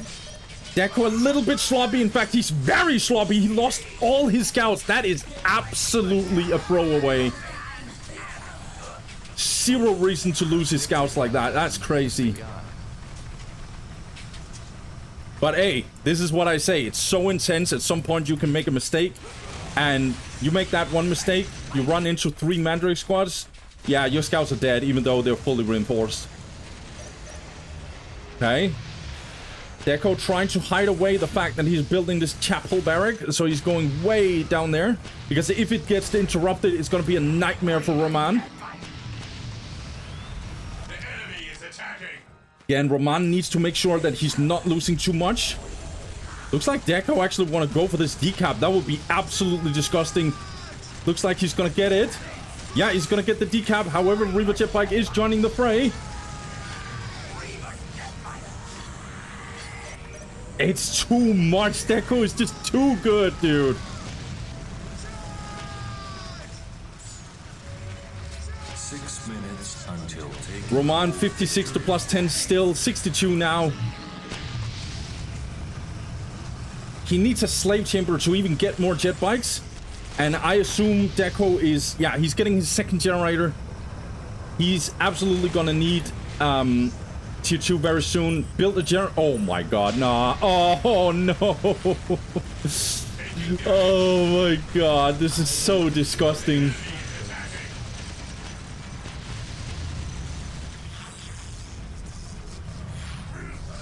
Scouts awaiting orders. Oh, it must just feel so good to be just so freaking disgusting the way Deco he plays. But then again, brutal matchup.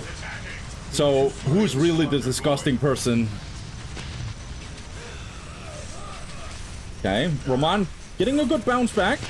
Now his army is very powerful, and Deco doesn't have the best army composition to even answer in the first place. As you can see, this is actually kind of a bad situation here. Space Marine squad had to be built there. Also, Minefield doesn't quite get finished.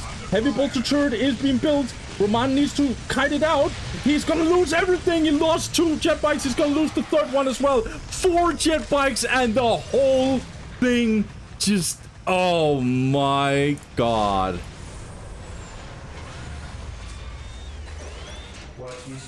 Damn. I think that was the window. Roman had 5 jet bikes at this point. Like, oh, nah. And Deco's not even close to tier 2. Now he's getting it, but... Oh, no. We are the Emperor's chosen.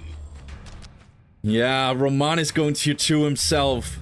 Oh, nah. That's brutal. That's absolutely tough. 4 minutes until take and hold victory.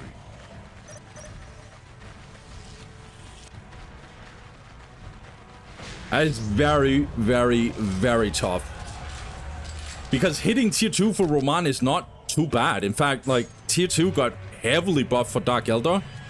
So, having 5 or 6 jet bikes and then give them the upgrades, they could do something in tier 2, but it doesn't really matter at this point because they're all gone. Oh, sorry, there is one here. Good to get the decaps though. So Roman is kind of controlling the map. He did deny this from Deco, which is huge. Deco doesn't have good economy compared to what he could have. Is 92 to plus 30. Approaching tier 2 though. Getting some bionics here. And finally he's gonna go for the Assault Marine. It would be very normal for someone like Roman to get Scourges in this case. To counter the vehicles. But to counter the Scourges, you got the Assault Marines. Another minefield, as you can see. This is just minefield city from Deco. Gonna try and see if he can destroy this minefield in time. A little bit awkward to use melee units to do so, but hey, gotta do what you gotta do, right?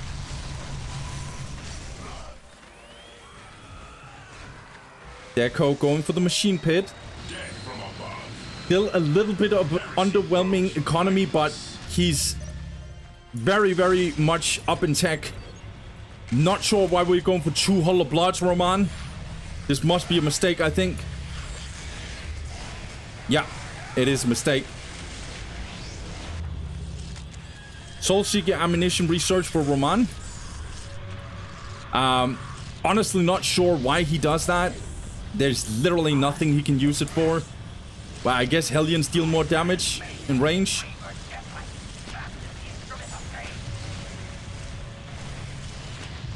Yeah, it's this one that he needs, but this one is useless because he has 1 Reaver jet bike that literally is gonna get it. Assault Marines are gonna get into the fight. Oh my god, what? Nah, oh my god. This is so... And Assault Marines are just not gonna give an F here. Where's that plasma generators? Yeah, and we're gonna see a Rhino.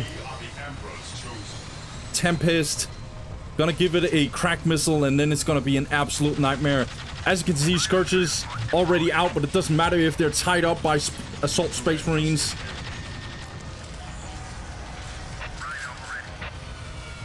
Line Speeder Tempest being produced now.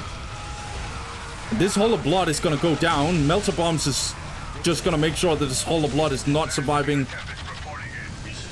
Once again, on the tie-up job. With the Assault Marines, the Hellion Squad is over here with pretty much no HP. And only 1 model. Hall of Blood is basically just going down immediately. 110 plus 10 for Roman. His economy is atrocious. I know his requisition is amazing, but his power is just non-existent, and he's just lost his Hall of Blood. Yeah, even the mandrakes are just suffering really, really badly here. Really bad eco from Deco. I ain't gonna hold you, though.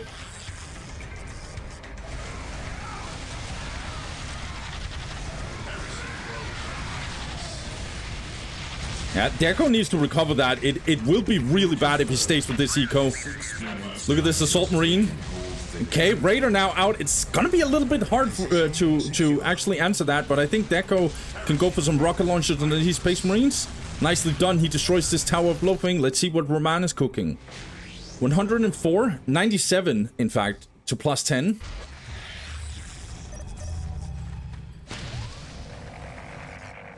Has to rebuild this Hall of Blood. What a shame, man.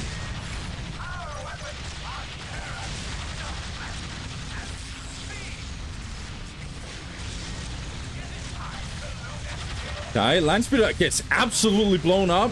Deco not fully paying attention. 98 to plus 50. We are the Emperor's chosen. Taking damage. Hey, Raider instantly gets destroyed by melter bombs. Jeez, dude. 5 minutes until taken hold. Servitor City. Running for their lives. Oh, there's another minefield. Oh, Roman is not falling for it. Or is he? Nah, he's not going in there. You know what it is.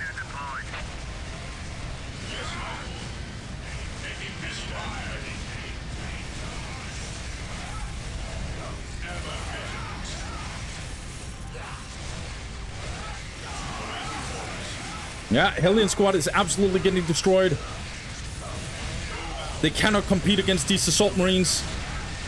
Hellion Squad gets completely murdered here. Slave Chamber. Yeah, this is just...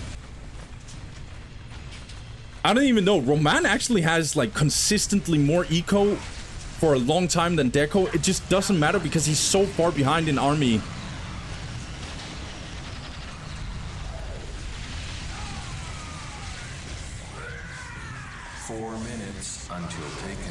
Okay, Servitor gets absolutely slaughtered.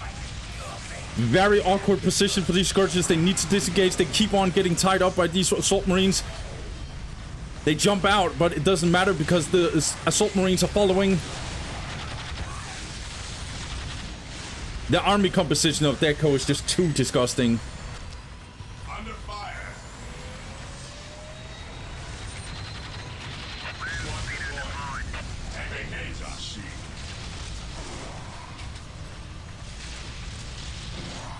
Yeah, Gorgeous just got completely crushed.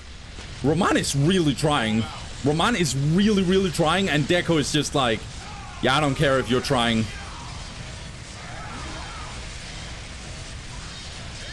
And need to be careful with the Assault Marines, or Space Marines. They can die to upgrade Mandrakes like that. But Mandrakes can also die to this onslaught. What the hell am I watching? Ah, nah. Ah, hell no, bruh.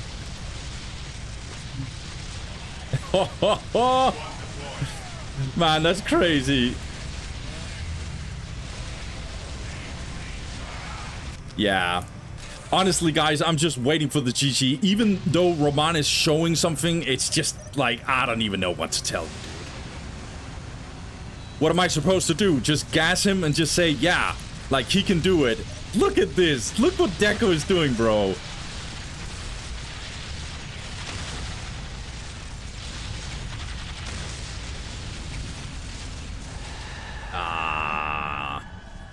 Oh, hell no. Deco is a monster, bro. What the hell is this, dude?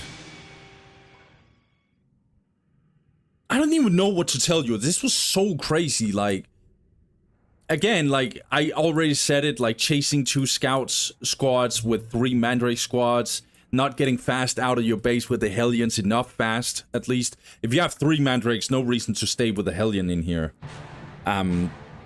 Right, like, all those kinds of things. Needs to capture the map faster, inefficient. It always comes back to the chasing 2 scouts with 3 Mandrake squads. Yeah, what else?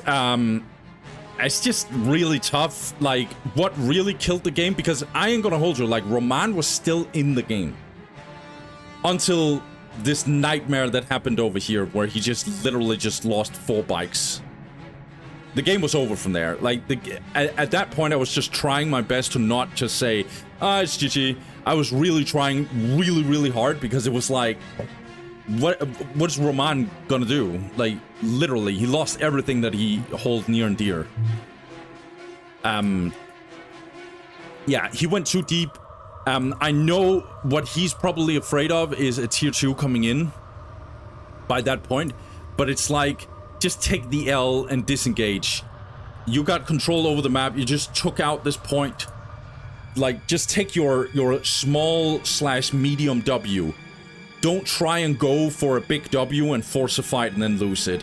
Roman knows it. Like, if he's watching right now, he knows that that was the game-breaking situation. This was the decider, because Deco wasn't like in a perfect spot. It wasn't like, as you can see, like, this matchup is still kind of whack, because like, look how much work Deco has to do, and if Roman fixes like all the small things, and he's not suiciding his, well, he's not losing his Reaver jetbikes like this. This is not done. Like, he would be playing on 3 strategic points and a relic. If he had a critical location, he was sure to lose it very soon. And he would be in kind of doodle economy going into tier 2. And so at that point, it's like, you know, Dark Eldar actually has some opportunities. And if Dark Eldar keeps up in tech, like 24/7, or they are ahead, not keeps up, if they are ahead in tech, they can easily deal with SM tier 2 until SM gets very deep into tier 2. Then it starts getting really bad for Dark Eldar. But like, if Dark Eldar keeps on, because Dark Eldar's anti-vehicle has been buffed radically, like a lot. So it means that SM tier 2 is actually not as like one-sided anymore for SM. But if you're ahead and you got really good eco, you have extremely good chances to beat any Dark Eldar player. Even the best of the best. But that's what I'm trying to say. Deco did not have amazing economy. He did not have like he was losing the map because, duh, and he lost his point. So Roman going in there, literally, like, if he didn't do that, he would have 5 or 6 jet bikes, Reaver targeting module, upgrade, get a Raider or 2, or maybe, it depends, like Scourges, he could also go Scourges, and then just fight whatever Deco is bringing to tier 2. That's at least a better chance than trying to force whatever the hell this was. But to be honest, I don't blame Roman. Like, I'm not even, like, I don't blame him. Like, pretty much most, I would say there's probably like 3 or 4 Dark Eldar players who would win against Deco. Other than that, and even those Dark Eldar players would be like, damn, this Deco guy is a little crazy, isn't he? So, this matchup is still very much Dark Eldar favored, extremely Dark Eldar favored. But if you can pull off what Deco is doing, it doesn't feel as favored at all, not even close. So, guys, without further ado, I hope I see you for episode 4, because we got some banger games in there. I am pretty sure of that, because we got some sick players over there as well. So, I hope I see you at episode 4, but without further ado, thank you guys for watching. Have a good one. Peace.